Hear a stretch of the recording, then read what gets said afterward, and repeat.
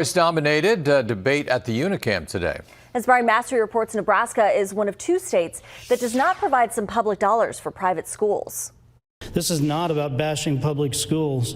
This is about providing the best education and meeting the needs of every child where they are and every family where they are. LB 753 is the Opportunity Scholarships Act. Senator Linehan, you are recognized to open. A school choice bill highlighted by Governor Pillen in January. It would set aside $25 million for tax credits when someone donates to private school scholarships.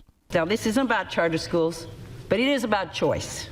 The bill's sponsor, Senator Luann Linehan of Elkhorn, says tax credits would be prioritized for new students who qualify as low income. These are people who, frankly, with a few exceptions in this legislature, are not people we bump into on a regular basis, if ever.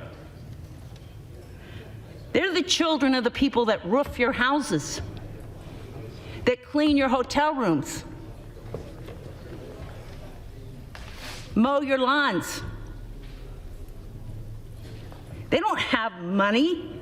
Critics question the logic. Why give public dollars to private schools when they don't play by the same rules and, in their view, can discriminate? Government money should go to public schools. We should fund public schools for public purpose, and that we shouldn't be funding private schools for religious indoctrination. People are already free to donate to private schools.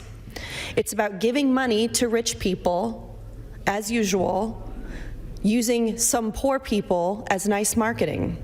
The bill would set aside $25 million in the first year. Legislative experts predict the program would grow to $39 million 2 years later. I had a great education system, but I also know it doesn't work for everybody else. And I'm not naive enough to say, well, stay in the system and I hope you get your best out of it and we'll hope things go better. On your side in Lincoln, Brian Mastery, 6 News.